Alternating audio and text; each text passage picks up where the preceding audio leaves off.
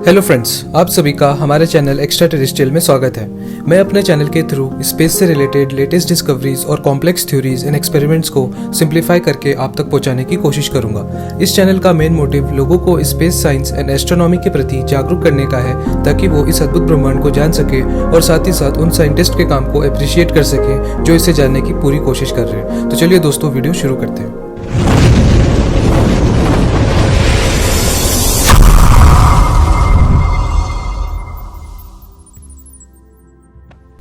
So welcome back guys, और आज हम बात करेंगे एक बहुत ही एक्साइटिंग डिस्कवरी की, जो कि सजेस्ट करती है कि शायद वीनस पे कुछ चल रहा है और ये एक तरह का माइक्रोबियल लाइफ फॉर्म का साइन हो सकता है। पर मैं यहाँ पे थोड़ा कॉशियस भी हूँ और ये श्योरली नहीं कहूँगा कि ये कन्फर्मली एक माइक्रोबियल लाइफ फॉर्म ही है। So let's talk about this in bit more detail.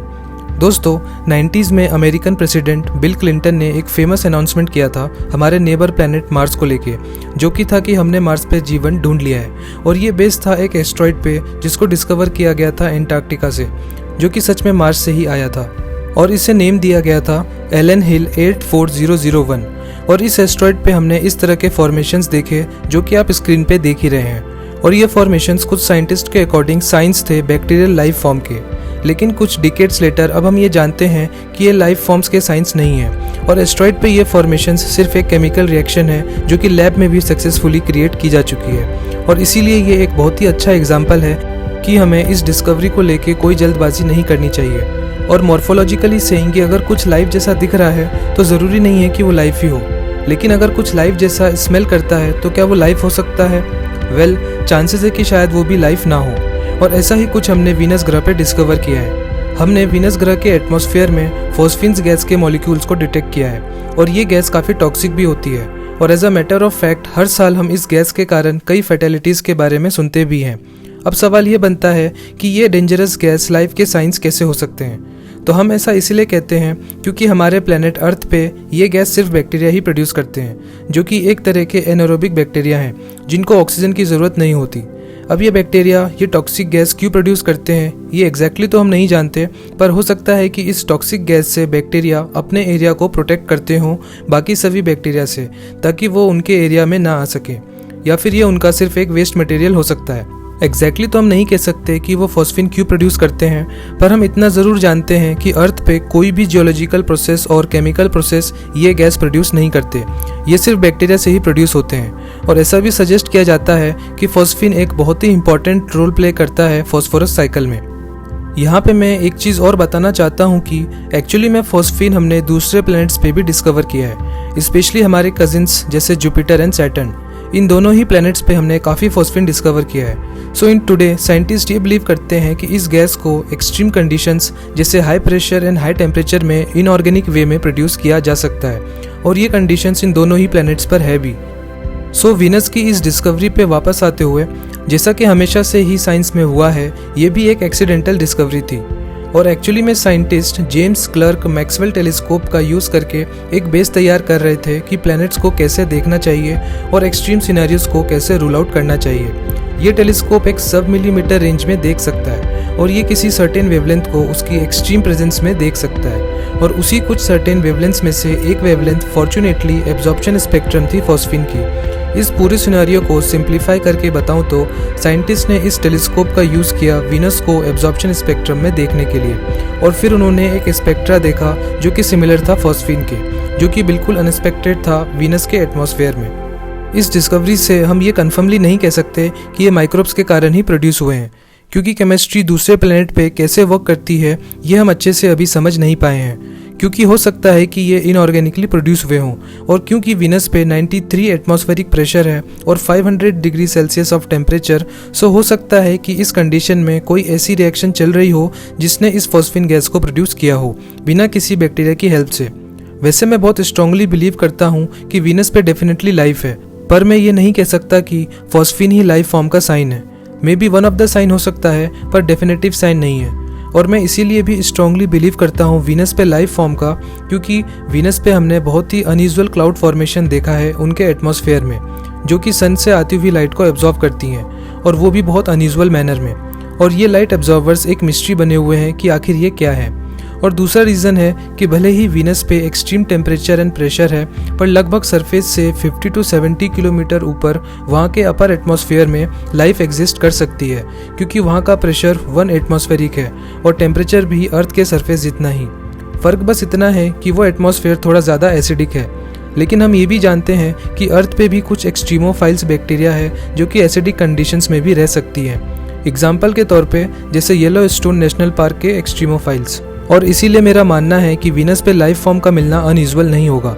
और करेंटली एक मिशन है जो कि बहुत ही एक्टिवली इन्वेस्टिगेट कर रहा है वीनस पे लाइफ फॉर्म के पोटेंशियल की वीनस के एटमॉस्फेरिक पर्सपेक्टिव से, और ये है जापानीज एकात्सुकी स्पेसक्राफ्ट जो कि ऑर्बिट कर रहा है वीनस की। और ये स्पेसक्राफ्ट अभी भी डाटा गेन कर रहा है वीनस से, और कुछ सालों में हम इनफ डाटा ले लेंगे वीनस से ताकि कुछ कंक्लूजन निकाल सकें और पता कर सकें फॉस्फीन के प्रेजेंस के बारे में कि क्या ये सच में लाइफ फॉर्म का साइन है या नहीं।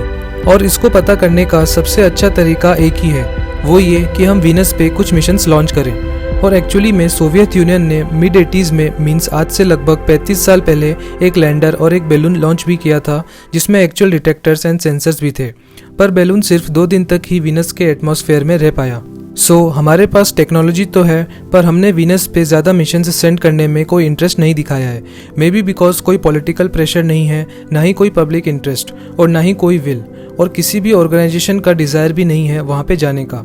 और जो वहाँ जाने की एबिलिटी रखते हैं वो जा रहे हैं मार्स पे। खैर, अगर हम यहाँ पे ये अज्यूम करें कि वीनस पे सच में लाइफ फॉर्म है और वो वीनस के एटमॉस्फेयर के मटेरियल को यूटिलाइज करके फॉस्फीन प्रोड्यूस कर रहे हैं, तो इसमें भी काफ़ी मिस्ट्री है कि आखिर वो ऐसा कैसे कर रहे हैं। फॉस्फीन गैस बनी है फॉस्फोरस एंड हाइड्रोजन से, और हम ये नहीं जानते कि ये दोनों मॉलिक्यूल्स कहाँ से आए। हम ये जानते हैं कि वहाँ पे ऑक्सीजन है और ऑक्सीजन धीरे धीरे लॉस्ट हो रहा है वीनस के एटमॉस्फेयर से। और हम ये भी जानते हैं कि वीनस का एटमॉस्फेयर थोड़ा एसिडिक है, मींस हाइड्रोजन भी प्रेजेंट है। तो शायद इसीलिए जो भी चीज़ फॉस्फीन प्रोड्यूस कर रही है वो एसिड का यूज़ कर रही है हाइड्रोजन के लिए। और इसीलिए एक बार फिर से इसका बेस्ट एक्सप्लेनेशन बैक्टीरिया ही हो सकते हैं, क्योंकि हम जानते हैं कि एसिडिक एक्सट्रीमोफाइल्स एसिड का यूज़ करती हैं। पर अब बात आती है फॉस्फोरस के बारे में। हमारी अर्थ पे बैक्टीरिया फॉस्फोरस को ऑर्गेनिक मैटर के थ्रू कंज्यूम करके अपनी बॉडी में यूटिलाइज करती हैं। तो क्या वीनस पे भी यही हो रहा है? क्या वहाँ पे और भी कोई ऑर्गेनिक ऑर्गेनिज्म है उस एटमॉस्फेयर में जिनको ये बैक्टीरिया कंज्यूम करती हैं? अगर अर्थ से कंपेयर करें तो ऐसा ही कुछ होना चाहिए वीनस के एटमॉस्फेयर में, और इसीलिए हम ये बोल सकते हैं कि शायद वीनस पे सच में कोई लाइफ फॉर्म है। और एक और इंटरेस्टिंग बात यहाँ पे ये है कि साइंटिस्ट ने वीनस के एटमॉस्फेयर में काफ़ी फॉस्फीन डिटेक्ट किया है जो कि 20 पार्ट पर बिलियन है। सुनने में भले ही ये ज़्यादा ना लगे, लेकिन अकॉर्डिंग टू साइंटिस्ट ये 10,000 टाइम्स ज़्यादा है किसी भी केमिकल रिएक्शन से जो फॉस्फीन प्रोड्यूस कर सकती हैं। तो अगर ये सिर्फ एक केमिकल रिएक्शन ही हुआ तो ये एक्सट्रीमली एक्टिव केमिकल रिएक्शन होगा जिसको हम फिलहाल एक्सप्लेन नहीं कर सकते। दूसरा एक और इम्पॉर्टेंट पॉइंट यहाँ पे ये है कि फॉस्फीन ज़्यादा समय तक स्टेबल नहीं रहता, और वो भी तब जब ज़्यादा अल्ट्रावायलेट लाइट हो, और वीनस के एटमॉस्फेयर में अल्ट्रावायलेट लाइट बहुत ज़्यादा है, और इसीलिए फॉस्फीन मॉलिक्यूल्स या तो डिस्ट्रॉय हो जाएंगे या फिर कंज्यूम हो जाएंगे वाटर एंड कार्बन डाइऑक्साइड के द्वारा, और वीनस के एटमॉस्फेयर में कार्बन डाइऑक्साइड भी बहुत है। तो यहाँ से हम ये कंक्लूड कर सकते हैं कि वीनस के एटमॉस्फेयर में कुछ ऐसा होगा जो फॉस्फीन मॉलिक्यूल को बार बार प्रोड्यूस कर रहा होगा, नहीं तो फॉस्फीन मॉलिक्यूल उस एटमॉस्फेयर में एग्जिस्ट नहीं करता अब तक और कंज्यूम या डिस्ट्रॉय हो जाता। और इसीलिए एक बार फिर से इन सभी केमिकल रिएक्शंस को बिना किसी माइक्रोबियल या एलियन लाइफ फॉर्म के एक्सप्लेन कर पाना बहुत मुश्किल है, और इसीलिए शायद ये पहली ही बार होगा जब हम सच में शायद किसी लाइफ फॉर्म के प्रेजेंस के इतने स्ट्रॉन्ग एविडेंस देख सकते हैं अब तक के सभी एक्सप्लोरेशंस में। और अगर सच में वीनस पे लाइफ है तो क्या ये पेनिस्पर्मिया को कंफर्म करती है? मतलब वीनस पे लाइफ अर्थ से आई है, या फिर ऐसा भी हो सकता है कि वीनस के लाइफ फॉर्म ने अर्थ पे लाइफ क्रिएट किया हो। काफ़ी मॉडर्न स्टडीज़ ये सजेस्ट करती हैं कि वीनस बिलियन ईयर्स अगो कुछ ऐसा दिखता था जो कि एक हैबिटेबल कंडीशन में था, और अगर लाइफ पहले वीनस पे फॉर्म हुई और फिर अर्थ पे आई तो ये देखना काफ़ी इंटरेस्टिंग होगा कि एंशिएंट बैक्टीरिया कैसे दिखते होंगे।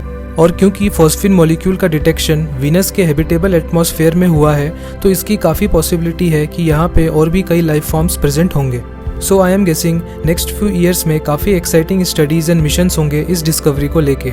नासा का करेंटली 2 मेजर मिशन प्लान्ड है वीनस के लिए, जिसमें से एक है वेरिटास मिशन, और इसमें एक लैंडर भी होगा और वो वीनस के सरफेस को भी एक्सप्लोर करेगा, लेकिन इसमें अभी काफ़ी टाइम है। सो इन नेक्स्ट 2 ईयर्स वीनस के लिए फ़िलहाल कोई स्पेस मिशन नहीं है, और इसीलिए यहाँ पे हमें प्राइवेट कंपनीज़ की ज़रूरत है जैसे स्पेसएक्स और इलेक्ट्रॉन। और मेरा मानना भी यही है कि हमें सच में वहाँ जाना चाहिए। हमें सिर्फ एक बैलून चाहिए जो कि वहाँ पे अपर एटमॉस्फेयर में जा सके और वहाँ से सैंपल कलेक्ट करके वापस अर्थ पे रिटर्न आ सके।